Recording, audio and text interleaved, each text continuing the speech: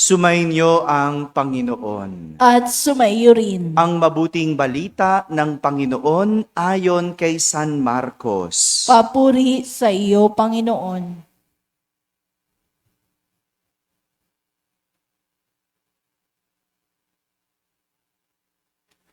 Noong panahong iyon, sinabi ni Jesus sa mga tao, "Sinisindihan ba ang ilawan para itago sa ilalim ng takalan o kaya ay sa ilalim ng higaan? Hindi ba upang ilagay sa talagang patungan? Walang natatago na di malalantad at lihim na di mabubunyag. Ang may pandinig ay makinig." At idinugtong pa niya, "Unawain ninyong mabuti ang inyong naririnig. Ang panukat na ginamit ninyo ay siya ring gagamitin sa inyo ng Diyos. At higit pa, sapagkat ang mayroon ay bibigyan pa, ngunit ang wala, kahit ang kakaunting nasa kanya, ay kukunin pa." Mga kapatid, ang mabuting balita ng Panginoon. Pinupuri ka namin, Panginoong Hesukristo. Umupo ang lahat at makinig sa homilia. Magandang umaga po sa inyong lahat. Magandang umaga sa mga nasa barangay, sa mga nasa tahanan na nagsisimba via online at sa lahat ng nasa abroad. Isang magandang araw po sa inyong lahat. Kahapon, sinimulan ni Jesus ang pagbabahagi o pagbibigay ng talinhaga sa kanyang mga alagad at sa mga tao. Naalala niyo pa ba? Talinhaga ng ano ang ibinigay ni Jesus kahapon? Yon, talinhaga ng lupa. Pinakita ni Jesus ang iba't ibang klase ng lupa bilang paghahalintulad sa uri ng tao. Talinhaga ng lupa. Samantala, ngayong araw na ito, isa na namang talinhaga ang ibinahagi ni Jesus. At ito ay ang talinhaga ng ilaw. Sabihin niyo nga po, ilaw. Ginamit ni Jesus ang imahe ng isang ilaw para turuan tayo ng realidad tungkol sa buhay. Ang buhay ng ilaw ay nakasalig o ibang salita ng nakasalig, ang lalim no? Nakabase, yan, oo. Ang buhay ng ilaw ay nakabase sa kanyang layunin o purpose. Ano bang purpose ng ilaw? Yan, magbigay ng liwanag. Kaya kapag wala na ang layunin o purpose ng ilaw, ano nang silbi ng ilaw? Hindi, anong silbi kako? Wala na. Wala nang silbi. Kaya nga, ganyan din ang buhay. Kapag walang purpose ang buhay, walang silbi. Maliwanag? Parang ilaw. Kapag wala ng liwanag, ano na lang yan? Wala nang gamit. Bumbilya. Anong ginagawa? Anong ginagawa pag wala ng liwanag ang ilaw? Tinatapon. Tatanggalin na yan. Alisin mo. Walang silbi. Wala nang nabibigay na layunin. Wala nang purpose. Maliwanag. At parang ganyan daw ang buhay. Dapat ang buhay merong layunin. Merong purpose. Dahil pag walang layunin ang buhay, wala itong silbi. Kaya nga, sabi ni Jesus, ang ilaw dapat inilalagay sa patungan. Sa dapat na patungan.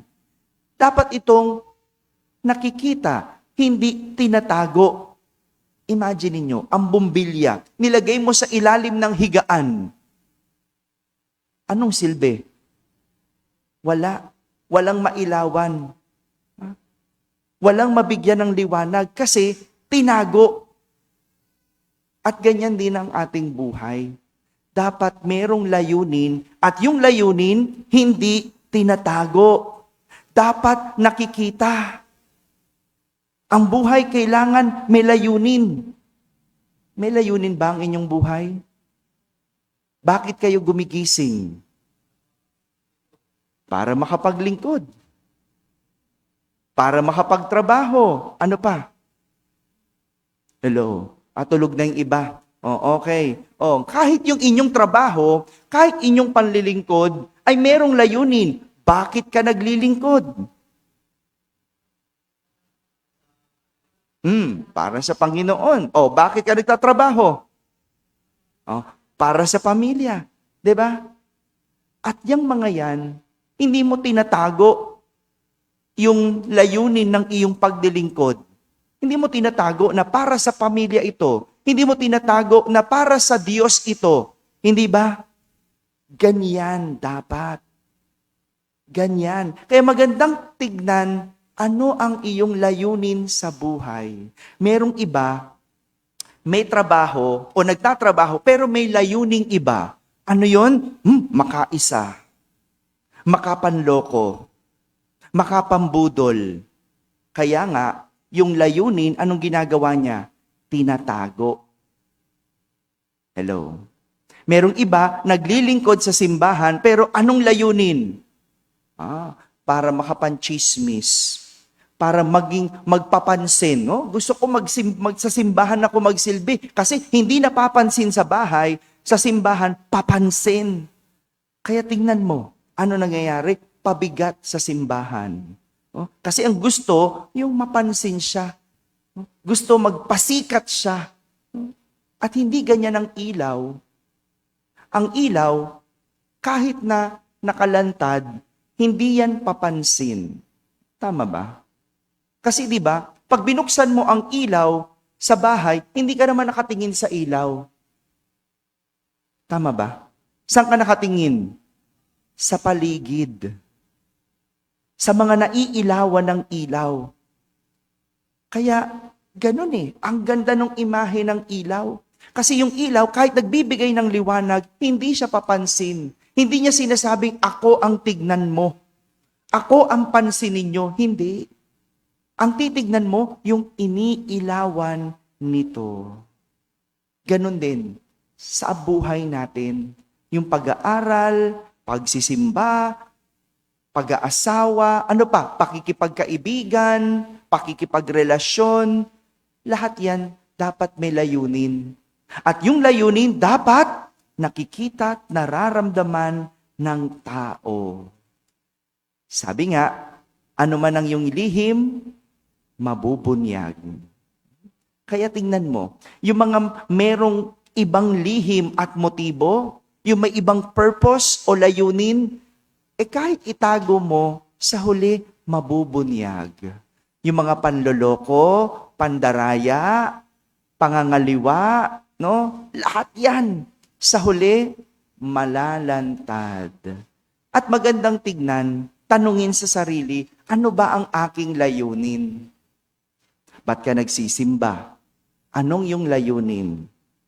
Ba't ka isang ina? Ano ang iyong layunin? Bakit ka nagtatrabaho? Ano ang iyong layunin?